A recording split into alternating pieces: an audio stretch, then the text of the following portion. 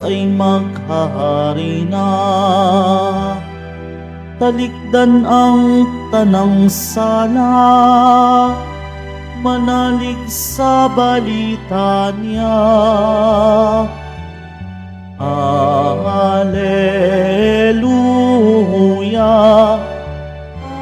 Alleluia, Alleluia,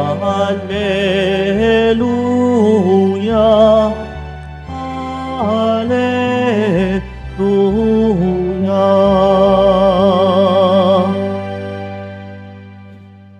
Sumainyo ang Panginoon, at sumaiyo rin.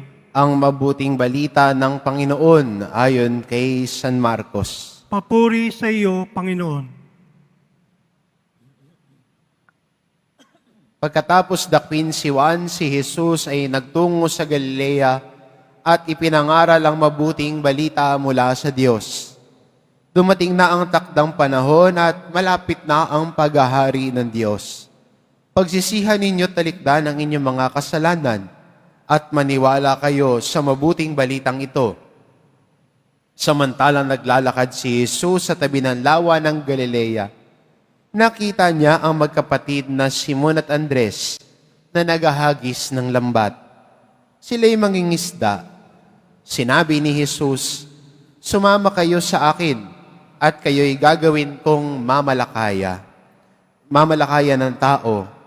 Pagdakay, iniwan nila ang kanilang lambat at sumunod sa Kanya. Nagpatuloy siya ng paglakad at sa di kalayuan ay nakita niya ang magkapatid na Santiago at Juan, mga anak ni Zebedeo. Sila'y nasa kanilang bangka at naghahayuma ng mga lambat. Tinawag din sila ni Jesus at sumunod naman sa Kanya. Iniwan nila sa bangka ang kanilang ama kasama ng mga taong upahan. Ang mabuting balita ng Panginoon. Pinupuri ka namin, Panginoong Jesucristo. Magsiupo muna ang lahat. Sa pagdiriwang natin sa araw na ito, pagkatapos ng panahon ng Kapaskuhan, ay magandang makita natin bilang Kristiyano na tayo ay patuloy na tinatawag ng Diyos.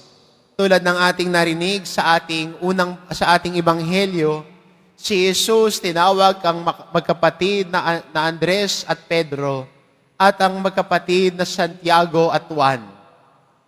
Tinawag sa kanilang pang-araw-araw na gawain para sumunod kay Jesus. At ito din siguro ang imbitasyon sa atin ng Panginoon ngayon. Pagkatapos ng lahat ng mga pagdiriwang, pagkatapos po ng kapistahan ng Poong Hesus Nazareno, pagkatapos ng panahon ng Kapaskuhan, tinatawag tayo ni Jesus na sumunod sa Kanya. Hindi lang pag-piesta, hindi lang magpapasko. Sana araw-araw, sana lagi-lagi, sinusundan natin si Jesus. Hindi kapag magsisimbang gabi, dumadami tayo. Hindi sana kapag magpipiesta na, saka lang nagdaragsa tayo dito. Sana lagi, araw-araw, ang tugon natin kay Jesus ay susunod tayo sa Kanyang tawag. At ito ho ang paglago natin bilang mga Kristiyano, mananampalataya at nananalig sa Kanya. Pagsunod kay Jesus araw-araw, hindi paminsan-minsan. Hindi kung kailan lang natin maisipan. Ang pagsunod natin kay Jesus ay nangangailangan din ng ating buong pagpasya na sundan siya. Sa ating ebanghelyo, iniwan nila ang dati nilang gawain. Sila'y mangingisda. At nung tinawag sila ni Jesus, iniwan nila iyon. Imbitasyon din ito para sa atin bilang Kristiyano na sa pagtawag sa atin ng Panginoon, ang iwan natin ang kasalanan. Ang iwan natin yung dati nating gawain. Hindi yung lagi mong babalikan, ito nakasanayan ko eh. ganito lang kami. Hindi. God calls you for greater things. God calls you to grow in faith. God calls you to be matured in faith. Hindi ganito ka lang. Hindi ganyan ka lang. Tinatawag ka ng Diyos na sumunod sa Kanya, iiwan ang dati mong gawain. Iiwan ang dati mong kasalanan. At lumakad sa pagbabago ng buhay. Ang sumusunod kay Jesus, nagbabago ang buhay.